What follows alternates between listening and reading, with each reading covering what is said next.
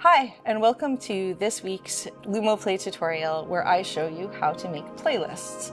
Playlists are very cool ways to create collections of games that you can show to different age ranges, at different seasons, and it's just a way to collect all of the apps that you like for specific purposes into one place. There are two kinds of playlists.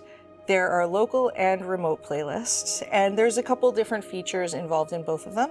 So we're going to walk through them very quickly today. There are some advanced tools that I'm not going to be showing in this video, but if you have questions about what can be done with playlists, or you want to ask about new features, or you have a project that you'd like to discuss, you can reach out to me at info@lumoplay.com, or you can leave a comment in this video. Commenting, liking, and subscribing, and notification bells, you know the whole drill. It really helps us a lot, in particular because we're a very small team. There's only 4 people working at LUMOplay, and we're doing our best to provide our software at cost and to build in new features and tools that our community asks for. So we really like hearing from you, and any engagement you can give to this video would be very helpful. So if you want to make a playlist, you'll see when you open LUMOplay that there's a playlist section in the left side. Just click that little plus. It's going to ask you to name your playlist. Try to name it something sensible. I know that that can be hard for designers sometimes. Winter is what I'm going to call my playlist. And then when you click on your playlist, it will give you the option to add some apps and games to it. So we'll start with a fireplace because that's always very nice in winter. And you can see that that's immediately added the fireplace to my list up here, and the default duration is 1 minute. If I want to change the duration, I will just click that. You can change it to play for any number of hours and minutes and seconds, and if you set it to all zeros, it will just play that app infinitely unless you use an external controller to change it. So you can use the arrow keys on a keyboard that's connected to the system, or you can build a custom controller. I'm not covering custom controllers in this video, but if you have questions about them, please feel free to reach out.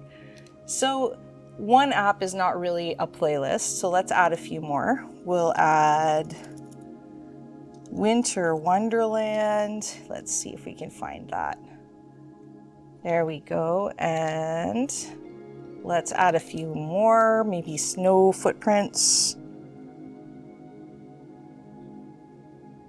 There we go. And let's try the word ice. Falling ice floor. So we'll add that as well.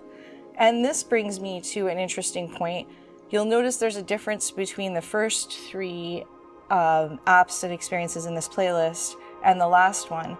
The last one hasn't actually been downloaded to my machine yet. When you push a remote playlist, this download will be initiated from our server.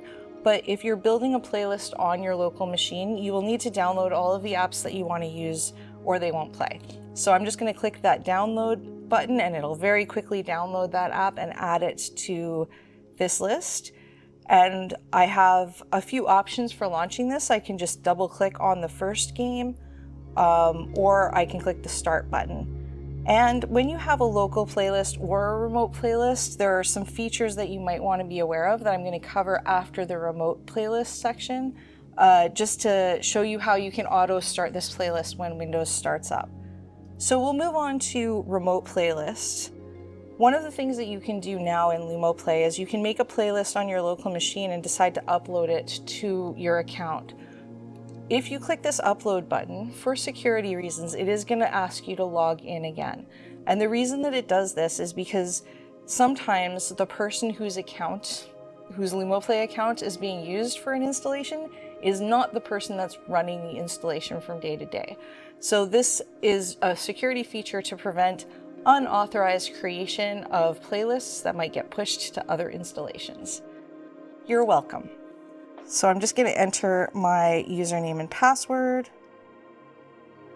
So now I've been logged in and the playlist was uploaded successfully. You can see this little notification there. So let's go to the LUMOplay website, which is where you would create and manage your remote playlists. And just click on your account and on the left-hand side of the screen, select My Playlists, and you can see that Winter is now in my list. So I am able to take that playlist and apply it to any other installations I have by going to Manage Installations. And you can see here that I have multiple installations because I run our Montreal lab. And I can select any one of these and just choose the playlist that I just created on a different computer and push it to another system. Now, in order to push it to the other system does have to have remote playlists enabled. So I will show you where that toggle is. It's very easy to find because it's right on the main page of the application at the very bottom. So if I toggle this on, now it's expecting the playlist to be sent from the cloud. So if I go back to our website and I select the Surface, which is the installation that I'm currently working on, it's a big touch screen, I can select my Winter playlist, and now it's assigned. And I can go back to the software, and it usually takes a little bit of time for the playlist to actually show up, but there it is. So now it'll just automatically load that playlist from the cloud, and there's my fireplace. So it's as simple as that. And one of the really cool things about setting up a remote playlist is that if you want to change the experiences that are running on a system that you don't have direct access to, this is a really easy way to manage that content and also to give responsibility to somebody else to manage the content. So you can just call somebody up and say, hey, I would like a fireplace now. And they can log into the LUMOplay account and do it for you, which is always very nice. So that is how you would set up either a local or remote playlist. The last part of this tutorial is just to show you a few features that you can set up so that when your system launches, because we do recommend that you power cycle your system, which means if no one's using your system, it should be turned off and then turned back on when someone's going to use it. It extends the life of your hardware, and it also makes it a lot easier to notice if there are updates to the software that you need to install. You should be looking for updates from LUMOplay on a monthly basis, minimum on an annual basis, because we are constantly improving the software and because it's Windows software and Windows will push driver updates to cameras. Sometimes that will interfere with the performance of your system. We try to catch those before anyone notices them, but we can't help you if you're not updating your software. So in order to start with Windows, just click on your preferences and you'll see Start with Windows right here. And you'll also see a feature for Resume Last App on Startup. So if you have a playlist and you want to make sure that when the system restarts, it starts where it was in that playlist, particularly if you're using this feature to help mitigate for things like power outages, then you would want to select both of these. You can see I have both of these on.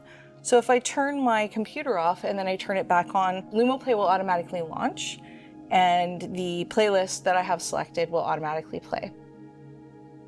That's all for this week's tutorial. If you have any questions, you have any comments, please leave them. It's late here. I'm going to go to sleep. I hope you enjoyed this, and I will see you again next week.